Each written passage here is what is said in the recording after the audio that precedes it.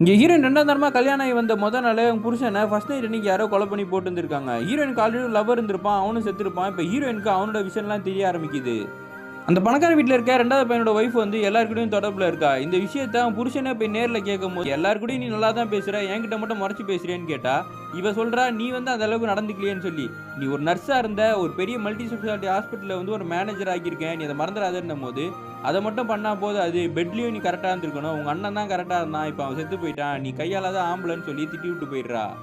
இந்த செகண்ட் பையன் ஒய்ஃப்னால அவங்க வீட்ல இருக்க 3வது பையனுக்கும் அவங்க ஒய்ஃபுக்கும் கூட பெரிய பிரச்சனை நடந்துகிட்டு இருக்கு. அதே டைம்ல போலீஸ் வந்து இந்த பணக்கார வீட்ல சர்ச் பண்றதுக்காக சர்ச் வாரண்ட் எடுத்துக்கிட்டு எல்லா போலீஸையும் கூப்பிட்டு வந்துகிட்டு இருக்காரு. ஹீரோயின் அவன் ரூம்ல இருக்கும்போது அவன் புருஷன் வந்து ஒரு பொண்ணை கொடுமைப்படுத்துற மாதிரி அவளுக்கு விஷயம் தெரிஞ்ச உடனே பயந்துகிட்டு கதவை தட்டிட்டு இருக்கா. அந்த டைம்ல டிஎஸ்பி வந்தவன கதவை திறந்துடுறாரு. டிஎஸ்பியை கட்டுப்பிடிச்சு அழுதுகிட்டு இருக்கா. அவனோட அப்பாவும் அந்த டிஎஸ்பியை கூப்பிட்டு மிரட்டாரு. என் வீட்டுக்குள்ளேயே வந்துட்டியா? உங்க அப்பா ஒரு காலத்துல இந்த ஊர்ல தான் போலீஸா இருந்தாரு. அந்த இடத்துக்கு தான் நீ வந்திருக்க. உங்க அப்பா வந்து ஒரு பொண்ணு விஷயத்துல மாட்டி தானே இறந்து போனாரு, மறந்துட்டியா? அந்த பொண்ணை வந்து அவன் புருஷன் கொடுமைப்படுத்தியிருக்கான்னு சொல்லி தான் அவனை வந்து அரெஸ்ட் பண்ணி ஜெயிலில் போட்டாரு. அவனும் தீக்குளிச்சு இறந்து போயிட்டான். ஆனால் இறந்ததுக்கு அப்புறம் தான் தெரிஞ்சது அந்த பையன் எதுவுமே பண்ணலை. அந்த பொண்ணு செத்தது காரணம் யார் தெரியுமா? அது என் பையன் தான் அப்படின்னும் போது இவர் ஷாக் ஆகுறாரு. இன்னொரு விஷயம் சொல்றாரு, உங்க அப்பா வந்து காசை வாங்கிட்டு கூட இந்த மாதிரி பண்ணியிருந்திருக்கலாம், இல்ல முட்டாள்தனமா முடிவு எடுத்திருக்கலாம். நீ முட்டாள்தனமா முடிவு எடுக்க போறியா, இல்ல காசை வாங்கிட்டு எது மாத்தி சொல்ல போறியா இந்த கொலை விஷயத்தை அப்படின்னு உடனே ஹீரோவும் முழிச்சிட்டு இருக்கான்.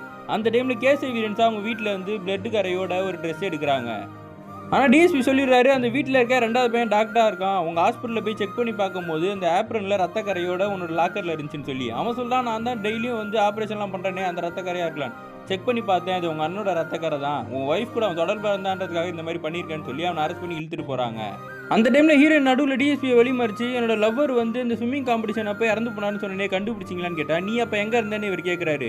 நான் 1 மணி நேரம் பியூட்டி பார்லர் இருந்தேன்னு சொல்லும் போது, நீ 1 மணி நேரம்லாம் இல்ல 2 மணி நேரம் நீ எங்கேயோ வெளியே போயிருந்த, அது எந்த டைம்னு யோசிச்சு பாருன்னு உடனே ஹீரோயினுக்கு ஒரே குழப்பமாவது. அவங்க எங்க இருந்தானே அவங்களுக்கு ஞாபகம் வரல.